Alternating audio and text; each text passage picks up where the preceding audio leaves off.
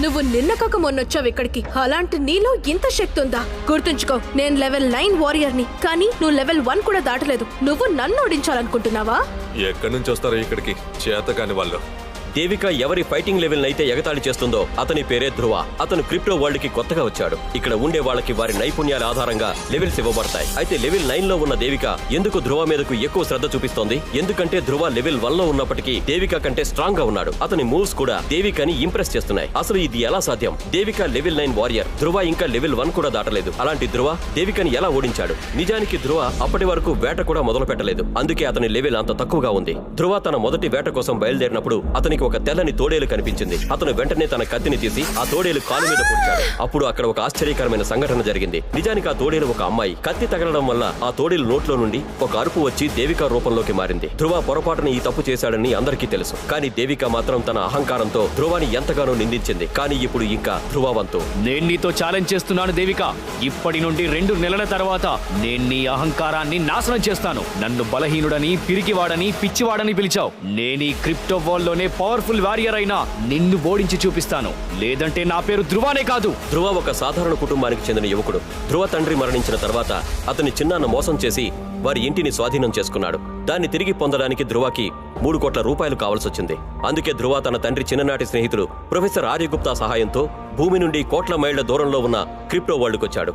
కానీ వచ్చిన మొదటి రోజే క్రిప్టో వరల్డ్ లో పవర్ఫుల్ వారియర్ అయిన దేవికని తోడేలు అనుకుని కత్తితో దాడి చేశాడు.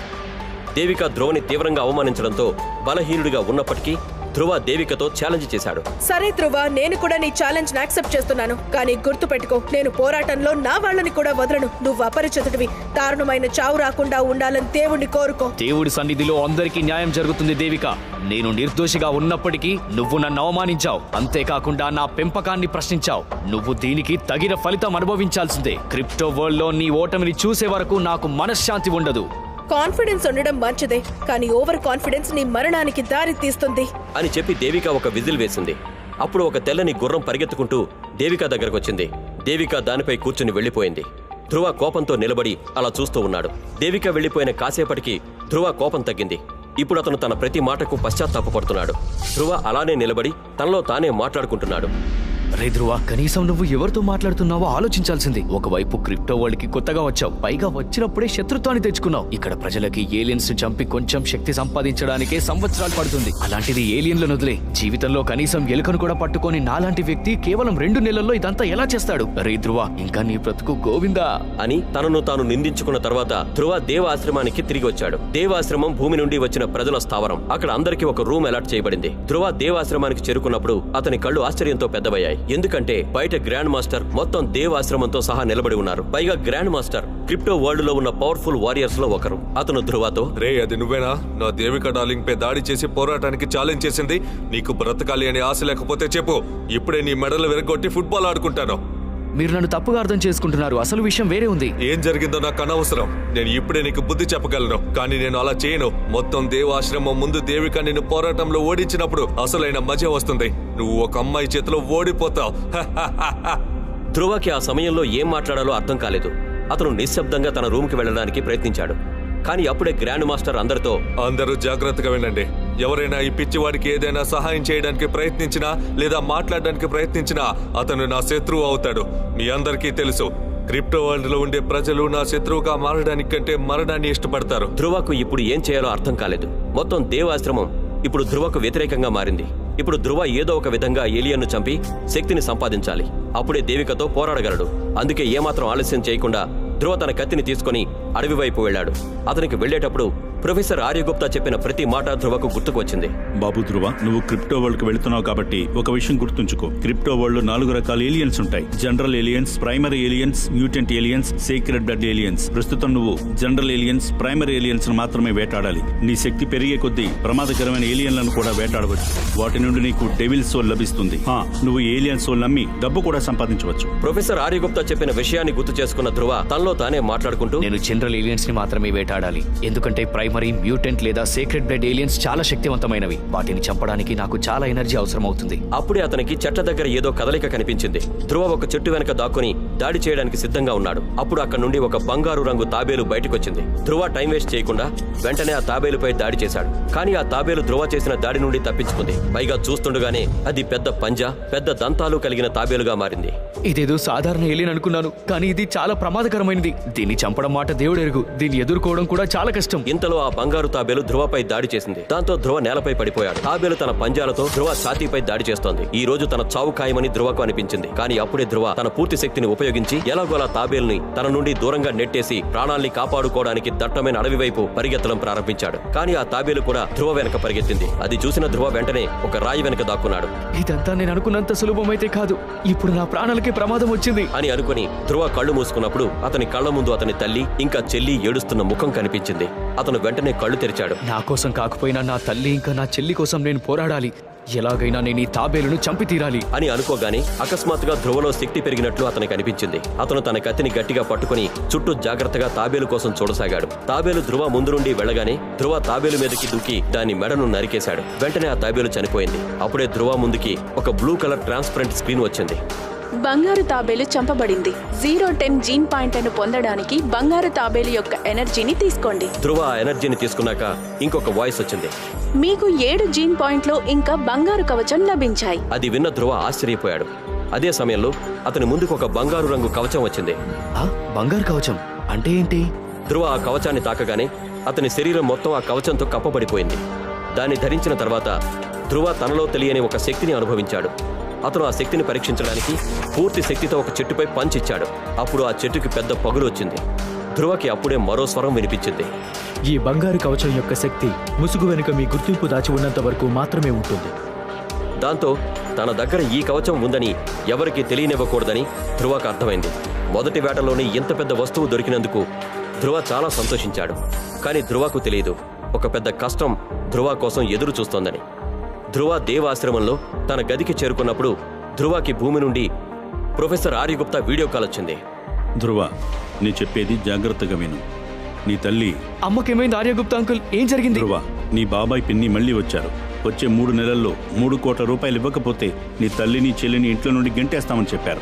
3 కోట్ల రూపాయలు నేను ఏదోలా ఏర్పాటు చేస్తాను గుప్తా అంకుల్. మీరు అమ్మని చెల్లిని జాగ్రత్తగా చూసుకోండి. కానీ ధ్రువ, కేవలం 3 నెలల్లో అంత డబ్బు ఎలా సంపాదిస్తావు నువ్వు? అంకుల్, మీరు క్రిప్టో వరల్డ్ కి పంపే ముందు చెప్పారు కదా, ఏలియన్ ఎనర్జీని అమ్మడం ద్వారా లక్షల రూపాయలు ఈజీగా సంపాదించవచ్చని. అవును ధ్రువ, చెప్పాను. కానీ అదంత ఈజీ కూడా కాదు. ఏలియన్స్ ని చంపడం అనేది సులభంగా కనిపించిన వాస్తవానికి చాలా కష్టమైన పని. సరే, నువ్వు ఇప్పటిదాకా ఎంత డబ్బు సంపాదించావు? ఒక్క పైసా కూడా సంపాదించలేదు గుప్తా అంకుల్. కానీ మీరు ఆందోళన చెందకండి. అమ్మ కోసం, చెల్లి కోసం, ఏలియన్లతోనే కాదు దేవుడితోనైనా పోరాడడానికి నేను సిద్ధంగా ఉన్నాను అని చెప్పి ధ్రువ వెంటనే ఫోన్ కట్ చేసి మళ్లీ వేట కోసం మళ్లీ అడవికి వెళ్ళాడు. కానీ అప్పుడే అతను కొంతమంది మాటలు విన్నాడు. నీకేమనిపిస్తుంది? ఆ పిచ్చి ధ్రువ 2 నెలల్లో దేవికాని ఓడించేంత శక్తివంతుడు అవుతాడా? ఏం మాట్లాడుతున్నావు? దేవికాని ఓడించడం అంత చిన్న విషయం కాదు. ఒకవేళ ఆ వెర్రివాడి దగ్గర బ్లాక్ క్రిస్టల్ ఉంటే నేను నమ్మేవాడిని. Black crystal? నువ్వు ఇంకా దాన్ని నమ్ముతున్నావా? అది అంతా కేవలం ఉట్టి కథలు మాత్రమే. అసలు కాదు, బహుశా నీకు తెలియదు అనుకుంటా. రేపు మొత్తం దేవాశ్రమం గ్రాండ్ మాస్టర్ తో కలిసి సీక్రెట్ బ్లడ్ ఏలియన్ వేటాడడానికి వెళ్తుంది. ఆ సీక్రెట్ బ్లడ్ ఏలియన్ లోపలే ఆ బ్లాక్ క్రిస్టల్ ఉందని తెలిసింది. ఆ ఏలియన్ చంపి గ్రాండ్ మాస్టర్ దాని డెవిల్ సోల్ ని తీసుకుంటాడు. అప్పుడు విశ్వంలోనే అత్యంత శక్తివంతమైన ఇంకా బ్లాక్ క్రిస్టల్ అతని చేతికి వస్తుంది.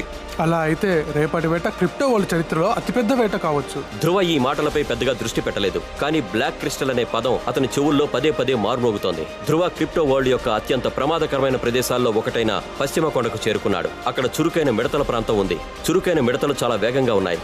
ఎవరూ వాటిని తమ కళ్లతో చూడలేరు. అందుకే ధ్రువ వెంటనే తన బంగారు కవచాన్ని ధరించి వేటకు సిద్ధమయ్యాడు. కొద్దిసేపటికే ధ్రువ మిడతల్లోని సగం మిడతల్ని చంపేశాడు. అప్పుడే అతనికి వెనక నుండి ఒక స్వరం వినిపించింది.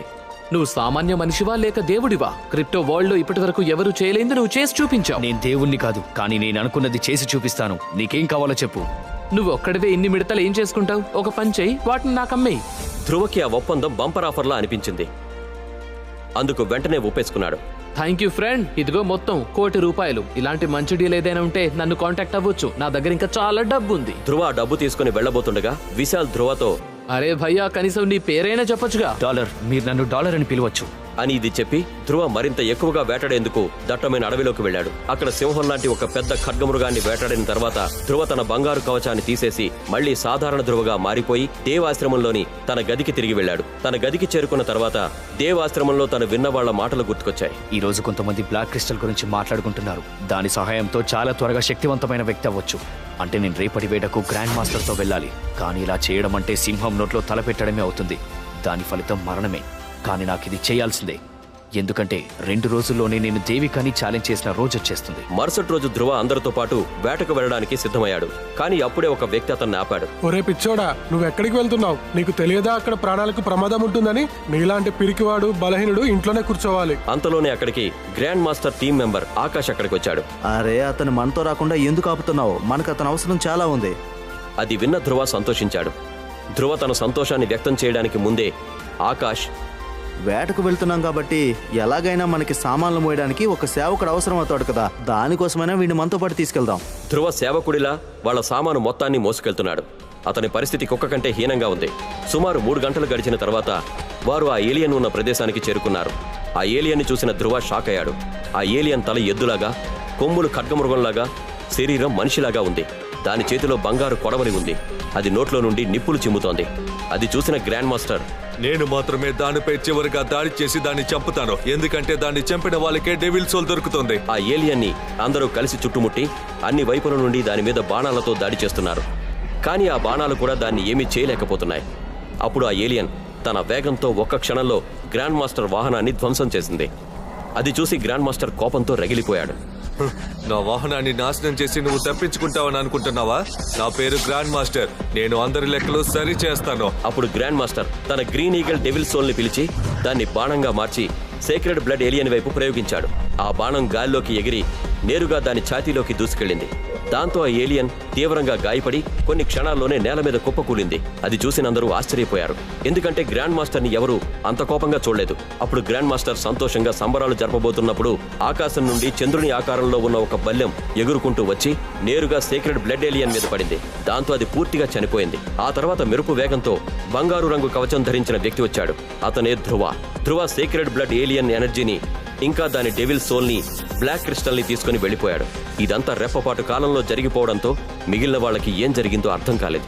గ్రాండ్ మాస్టర్ వెళ్లి చూసేసరికి అక్కడ ఏలియన్ శవం మాత్రమే ఉంది. దాని దగ్గర డాలర్ గుర్తు ఉంది. ఎవరు ఆ డాలర్? నా వేటను దొంగిలించి వెళ్లేంత ధైర్యం ఎవరికుంది?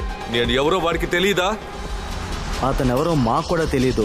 మేము కూడా అతని పేరు మొదటిసారిగా వింటున్నాము. అయితే అతనెవరు? దేవుడు పంపిన దేవదూతనా? ఆకాష్, నువ్వు దేవాశ్రమంలోని ప్రతి గదిని చెక్ చేయి. ఎవరైతే ఆ డాలర్ గురించి చెబుతారో వారికి కావాల్సినంత డబ్బు ఇస్తామని, అలాగే ఎవరైనా అతని గురించి దాచడానికి ప్రయత్నిస్తే వాళ్ళకి ఉరిశిక్ష వేస్తామని కూడా చెప్పు. దేవాశ్రమం మొత్తం నిశ్శబ్దంగా ఉంది. ఇంతవరకు గ్రాండ్ మాస్టర్ తో ఇలాంటి సంఘటన జరిగింది లేదు.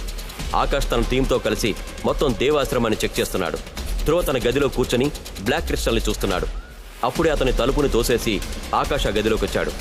అప్పుడు ఆకాష్ ధ్రువ దగ్గర ఉన్న బ్లాక్ క్రిస్టల్ ని చూశాడు. అంటే నువ్వేనా గ్రాండ్ మాస్టర్ల బ్లాక్ క్రిస్టల్ ని దొంగలించింది?